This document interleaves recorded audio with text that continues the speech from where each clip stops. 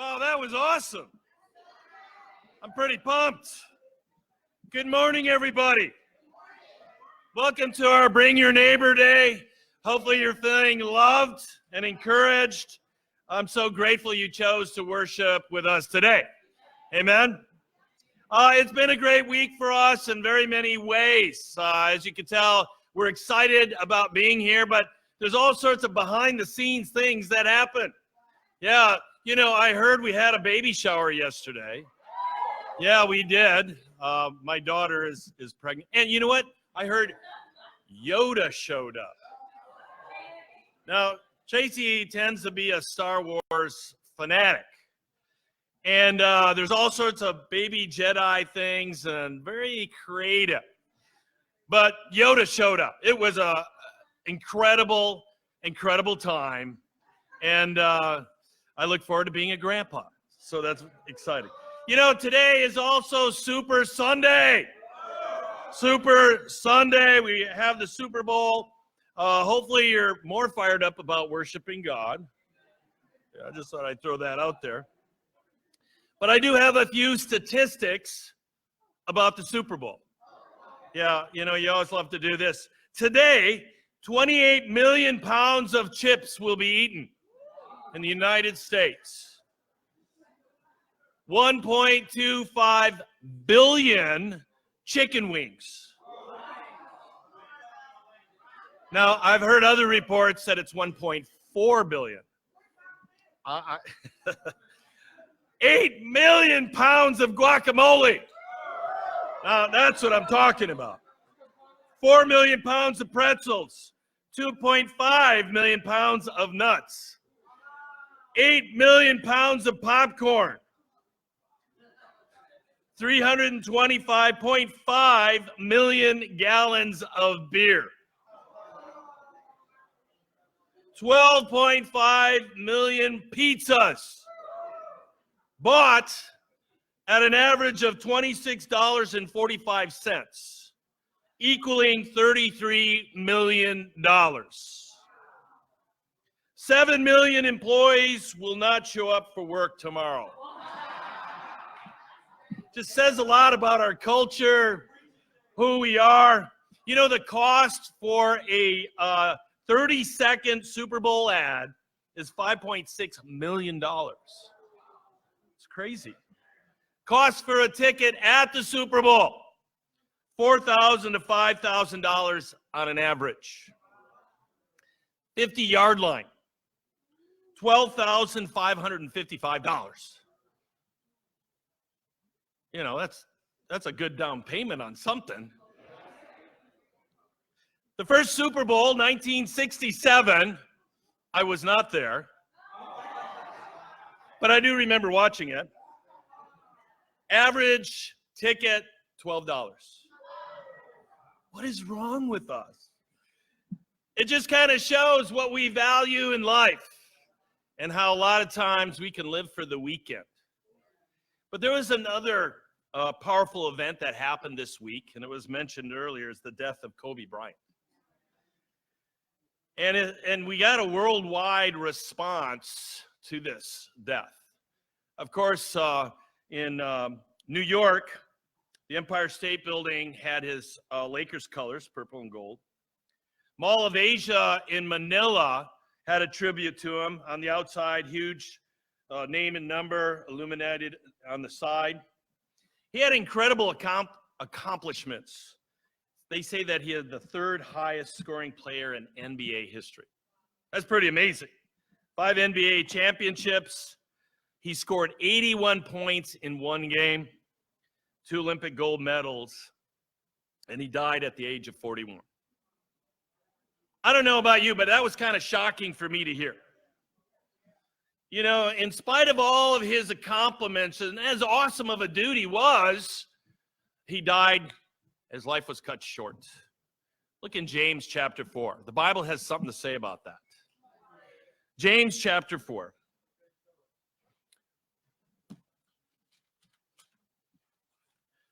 Starting in verse 13.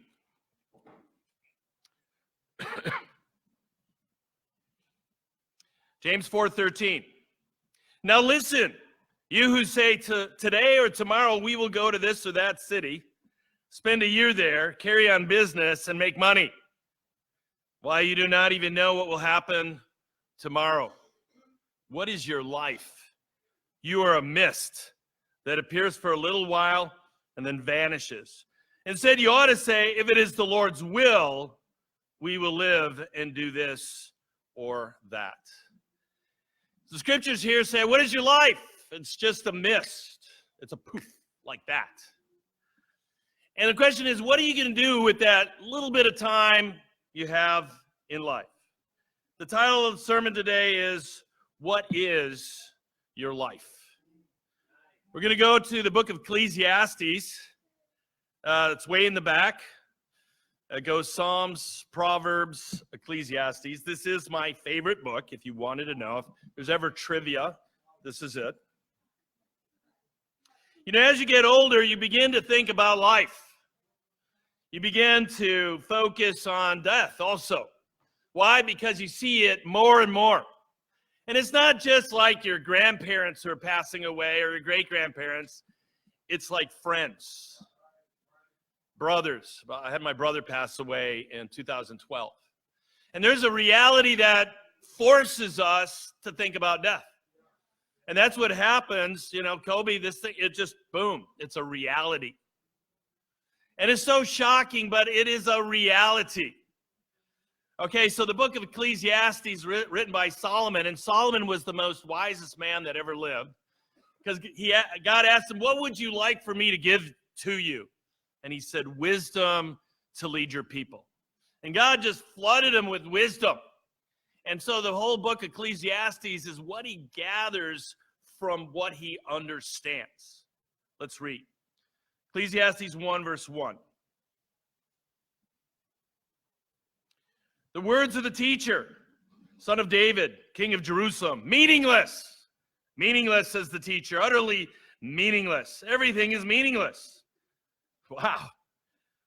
There you go. What does a man gain from all his labor at which he toils under the sun? Generations come and generations go, but the earth remains forever. The sun rises and the sun sets and hurries back to where it rises.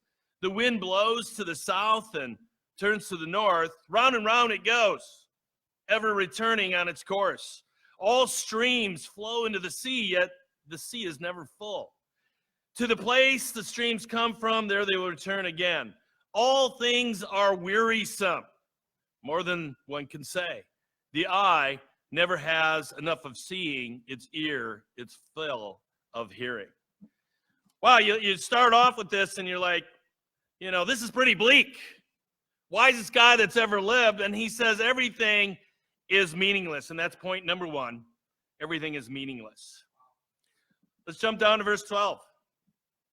I, the teacher, was king over Israel and Jerusalem. I devoted myself to study and to explore by wisdom all that is done under heaven. What a heavy burden God has laid on men. I have seen all the things that are done under the sun. All of them are meaningless, a chasing after the wind. What is twisted cannot be straightened. What is lacking cannot be counted. I thought to myself, look, I've grown and increased in wisdom more than anyone who has ruled over Jerusalem before me. I've experienced much of wisdom and knowledge. Then I applied myself to understanding of wisdom and also of madness and folly. But I learned that this too is a chasing after the wind. For with much wisdom comes much sorrow. The more knowledge, the more grief. Wow, isn't that true? And imagine, you know, you got some guys in here that are pretty smart, but imagine Solomon. And he says, the more wisdom, the more grief. And imagine the amount of grief and the pain that he feels from knowing everything he knows. And he says it's meaningless, a chasing after the wind. Look in chapter 2. I thought in my heart, come now, I will test you with pleasure to find out what is good. But that also proved to be meaningless. Laughter, I said, is foolish. And what does pleasure accomplish? I tried cheering myself with wine and embracing folly. My mind is still guiding me with wisdom. I wanted to see what was worthwhile for men to do under heaven during the few days of their lives. I undertook great projects. I built houses for myself, planted vineyards. I made gardens and parks and planted all kinds of fruit trees in them. I made reservoirs to water groves of flourishing trees. I bought male and female slaves and had other slaves who were born in my house. I also owned more herds and flocks than anyone in Jerusalem before me. I amassed silver and gold for myself and the treasure of kings and provinces. I acquired men and women singers and a harem as well, the delights of the heart of man. I became greater by far than anyone in Jerusalem before me. In all this, my wisdom stayed with me. I denied myself nothing my eyes desired. I refused my heart no pleasure. My heart took delight in all my work, and this was the reward for all my labor. Yet when I surveyed all that my hands had done and what I had toiled to achieve, everything was meaningless, a chasing after the wind. Nothing was gained under the sun. Wow, this is pretty bleak, Jay. And this is what we got. He had it all. He did it all. And he said it's meaningless. You know, he begins, I embraced wisdom, knowledge. And there's a lot of people who love knowledge and wisdom. I'm one of those. I like to learn. It says he embraced laughter, seeking joy. And a lot of people live for the joy, the fun. And he says that's not going to do it. Getting drunk, it just doesn't work. I undertook great projects, and people need something to look, for their life. I have a purpose of some sort. And he does all these great projects. He amassed all this money. And a lot of people live for that. People come here for the American dream. Then he went after women. He had a harem. Wow. It says in the Bible he had over 1,000 wives. Can't imagine what those relationships were like. What's that like? 3 days, three wives a day, okay, let's talk real quick, What's that like? He says, I denied myself nothing. And he says, I surveyed all I had, and it was meaningless, a chasing after the wind. Verse 12, then I turned my thoughts to consider wisdom and also madness and folly. What more can the king's successor do than what has already been done? I saw that wisdom is better than folly, just as light is better than darkness. The wise man has his eyes in his head, while the fool walks around in darkness. But I came to realize that the same fate overtakes them both. Then I thought in my heart, the fate of the fool will also overtake me. What then do I gain by being wise? I said in my heart, this too is meaningless, for the wise man, like the fool, will not long be remembered. In days to come, both will be forgotten. Like the fool, the wise man too must die. So I hated life because the work that is done under the sun was grievous to me. All of it is meaningless, a chasing after the wind. I hated all the things I had toiled for under the sun because I must leave them to one who comes after me, and who knows whether he's a wise man or a fool. Yet he will have control over all the work into which I've poured my effort and skill in the sun. This too is meaningless. So my heart began to despair over all my toilsome labor under the sun. Verse 23, verse 22, what does a man get for all the toil and anxious striving for which he labors under the sun all his days? Our work is pain and grief. Even at night, his mind does not rest. This too is meaningless. A man can do nothing better than to eat and drink and find satisfaction in his work. This too, I see, is from the hand of God. For without him, who can eat or find enjoyment? To the man who pleases him, God gives wisdom, knowledge, and happiness. But to the sinner, he gives a task gathering and striving up wealth to hand it over to the one who pleases God. This too is meaningless, a chasing after the wind. And what he's doing is he's sitting here, he's like, okay, what is my life? I'm working hard for what? When I die, all this stuff, it's going to be handed over. And what was that all about?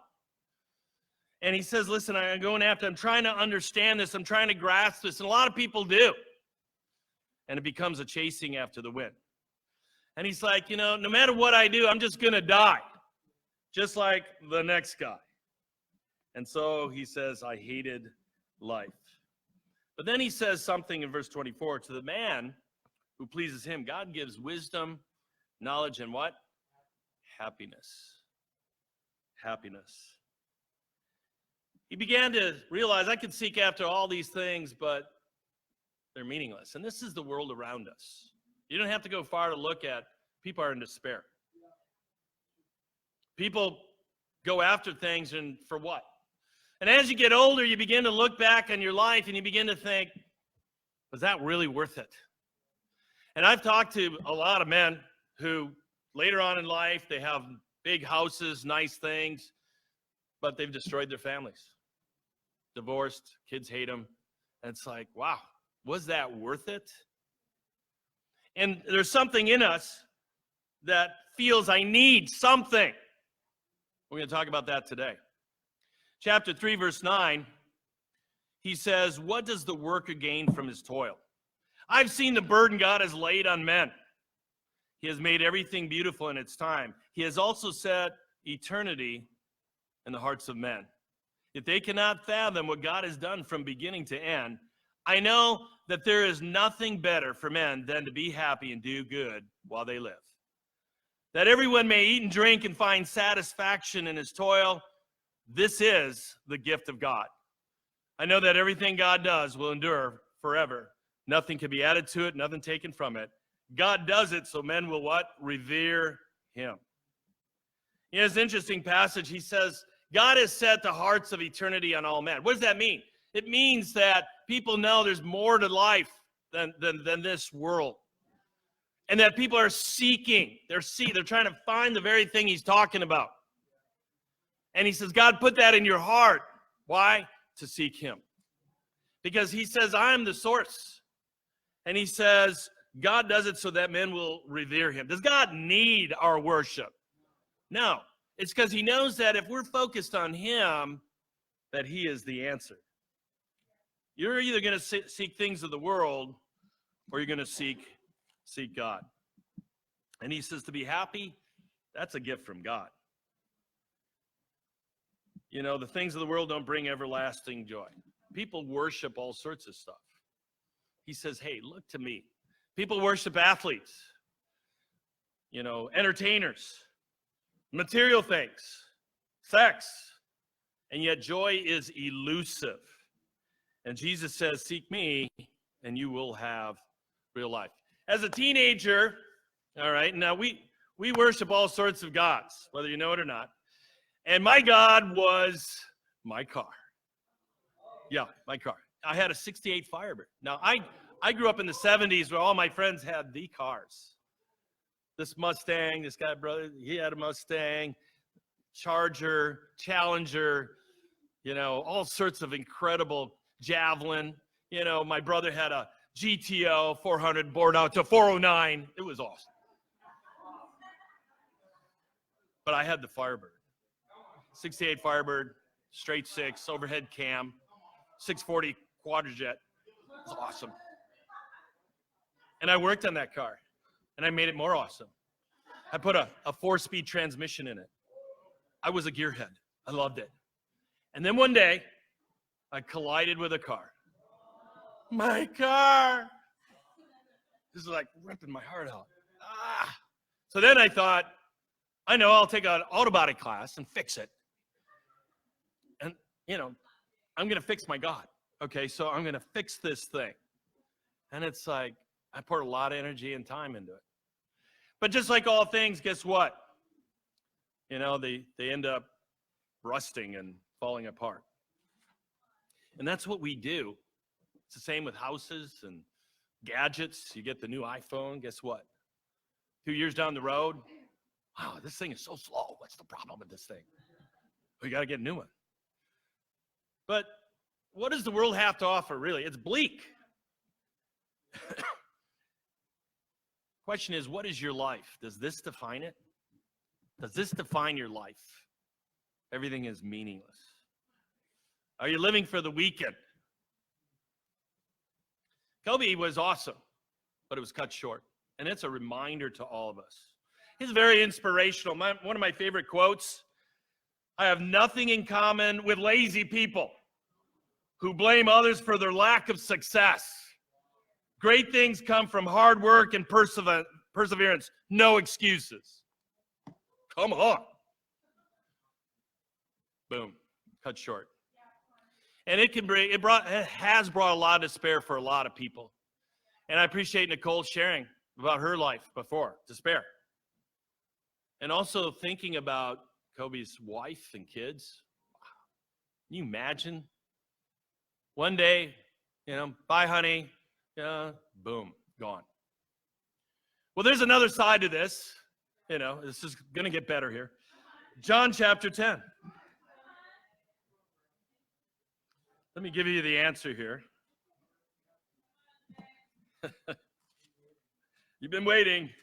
John chapter 10. Jesus had a few things to say about all this. Chapter 10, starting verse 7. John chapter 10, verse 7. Therefore, Jesus said again, I tell you the truth, I am the gate for the sheep.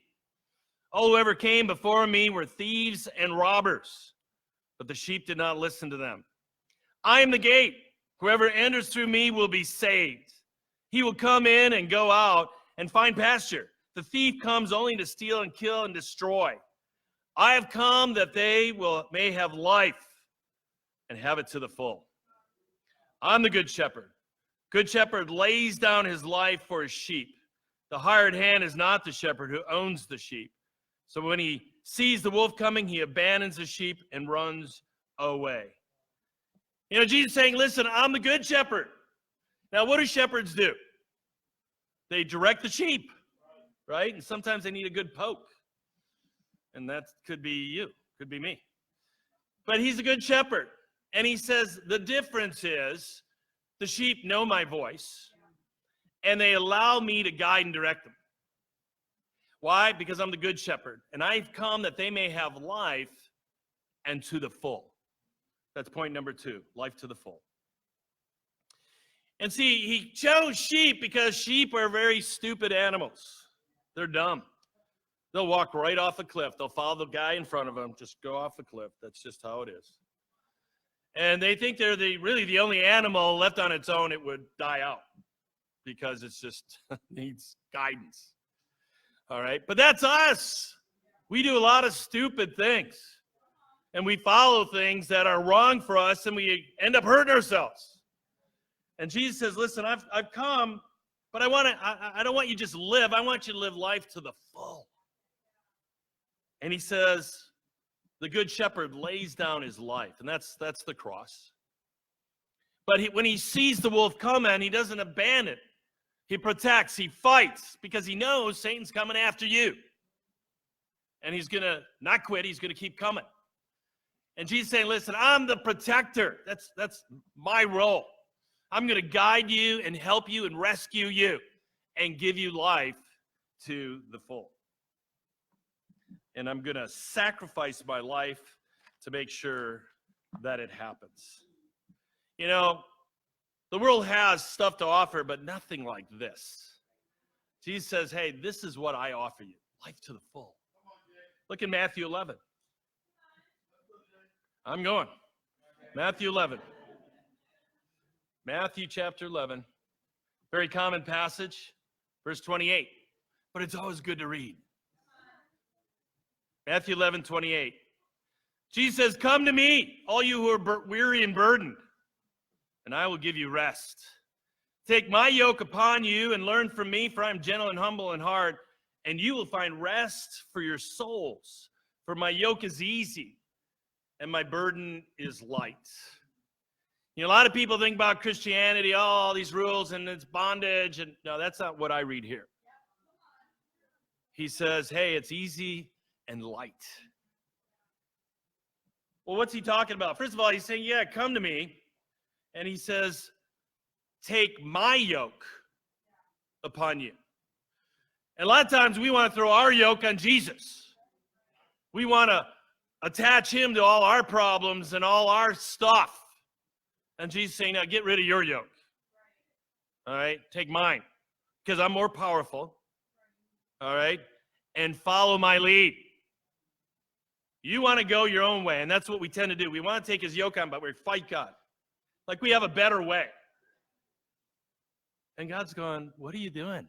Those are the things that are bringing you harm. I have a better way. I know better than you. Take my yoke upon you. Learn from me. And we got to be humble in heart. You know that the problem is that we attach ourselves to things that harm us. We attach ourselves to relationships. You ever had a relationship that just brought you down and maybe destroyed you? Maybe it's you've attached yourself to a job that owns you. You know, people are responding there.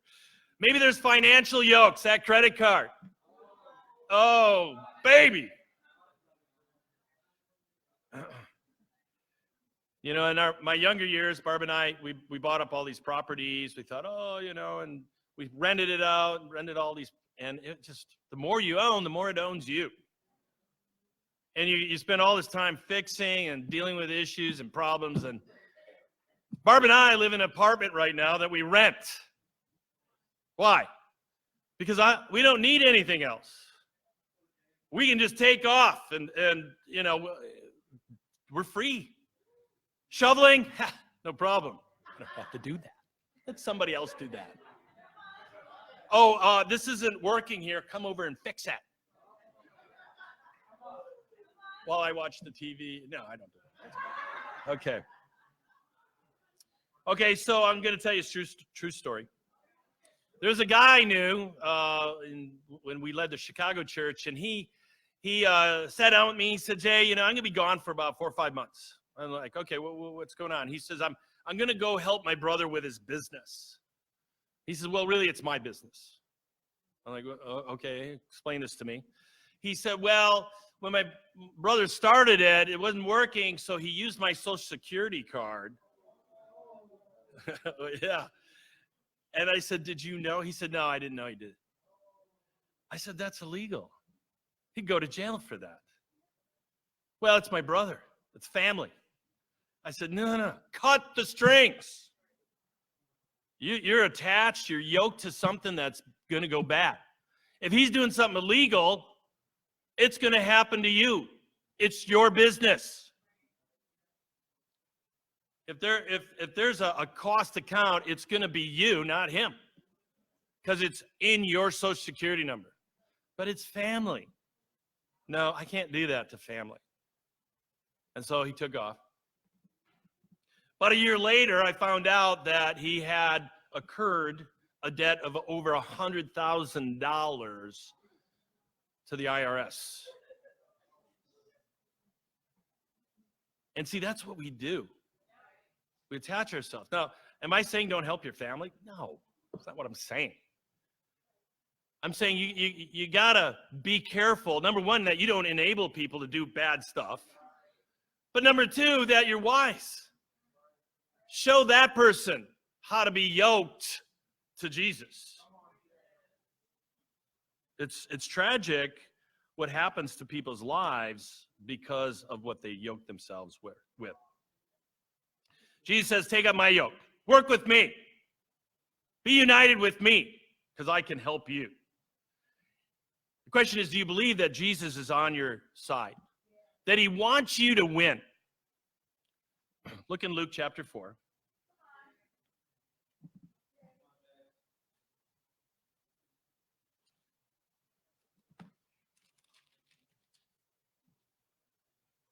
Jesus has shared with us why he's come, to give us life to the full. And we're reading all these different things that he's doing for us. He wants to rescue us. He wants to create freedom from being, any of you ever wearied or burdened? Yeah. He said, I want to take that away. Well, look at what else he says I want to do. Verse 18, chapter 4. The Spirit of the Lord is on me because he has anointed me to preach the good news to the poor. He has sent me to proclaim what? Freedom for the prisoners and recovery of sight for the blind, to release the oppressed, to proclaim the year of the Lord's favor. Jesus saying, okay, I've come to be the good shepherd, all right, to give you true life, to free you up. And he's saying all these things now here. It's a constant theme. Proclaim freedom for the prisoners. A lot of us become prisoners and captivated to sin. He says, I want to break those chains. He says, hey, recovery of sight for blind. A lot of us are blind. We don't see things the way God does. This just doesn't in that way. And a lot of times we need people in our lives say, hey, you're awesome, but you're really messing up. You got to go this way. And you got to appreciate the people who say that, because we are emotionally attached to things and people, and we don't think straight. And Jesus says, I want to give you sight so you can really understand the big picture. And God knows the big picture. He knows all about what happens after we die, because he created it. Look in John chapter 11.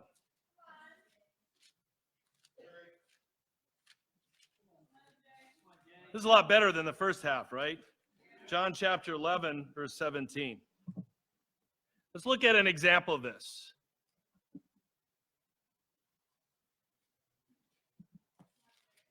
John chapter 11, verse 17. Now, this is some friends of his, Martha and Mary, and their brother dies.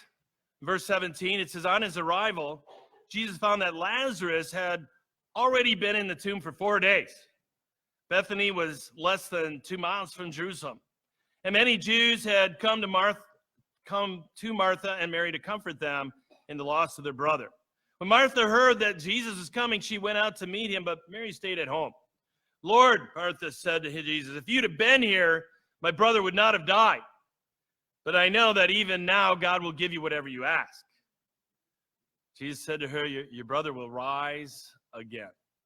Martha answered, I know he will rise again in the resurrection at the last day. Jesus said to her, I am the resurrection and the life. He who believes in me will live, even though he dies. And whoever lives and believes in me will never die. Do you believe this? You know, it's a interesting dynamic going on here. So as you study out Martha and Mary, you realize that there's no mention of their parents. You know, there's a passage in Luke 10, it talks about that Jesus went to their home, and there's no mention of the parents nor husbands. And so really, their brother is the protector. And in those days, women didn't really have a voice. Now, if the brother's gone, what are we going to do? So there's a lot of fear involved with this also. And so what happens? Jesus comes in, and Martha kind of slams him a little bit. I think she's revealing her pain. If you'd have been here, my brother wouldn't have died. And it's kind of saying, you didn't care. You didn't care about us. And then she kind of catches herself. But I know even now that God will give you whatever you ask. And Jesus says, your brother will rise again. She goes, I know. At the resurrection, I know. He said, no, I'm the resurrection and the life. And what Jesus is trying to do is redirect her thinking. Wait. You got to stay focused here. I have more power than life or death. And later on, we find that he raises Lazarus from the dead. Pretty awesome. But he didn't raise him from the dead right away. He had to teach him. Tough times are going to come. There's going to be death in your families, and it could happen like that. How are you going to handle it? Do you get the big picture? And Jesus, I'm sure, just got right in her face and said, listen, you need to understand who you're dealing with. I'm in charge. I'm in charge of all things. I am the resurrection and life. I'm the man. I have all authority. I hold all the keys. I'm the answer. Nothing is too hard for me. And then he brought her to a decision. Do you believe this? And that's the question for all of us. You're not going to have life to the full unless you believe. Do you believe? You got to ask yourself, because, hey, you're either in despair or you're living life to the full. Look in John chapter 8. John chapter 8, verse 31, very famous passage. To the Jews who had believed him, Jesus said, if you hold my teaching, you are really my disciples. Then you will know the truth, and the truth will set you free. All right, once again, there's a pattern here. Freedom, freedom, freedom. And God's saying, I want you to be happy. I want you to be free. It's like a father with a child. It's like what Nicole was talking about. I want dad to protect me. I want dad in my life. I want to understand relationships. And he says, hey, to the Jews who believed him, they believed in him, but he says that's not enough. If you hold to my teaching, then you'll know the truth. Truth will set you free. And so there's an action here. You can't just believe, you got to hold to the teaching. See, a lot of people read their Bible, go to church, do all these things, but they don't obey it. So don't expect to be free. That's taking it to the next level. And if you're not holding these things, then you will not have life to the full. All these action verbs, seeking him, putting his yoke on you, holding to his teeth, it's something you got to do. It falls in your court. Jesus can't force us. He's like, I'll shepherd you, but you got to take my direction or you will suffer for it. Now, I think we got some great examples in the church of this. You know, the lives that have changed is just miraculous. Kind of like what Nicole said about Vlad. Miracles. Okay. I think about Levante. That guy's awesome. Happy. Giving. You know, full of energy. Then you got Ben. Where's Ben? There he is.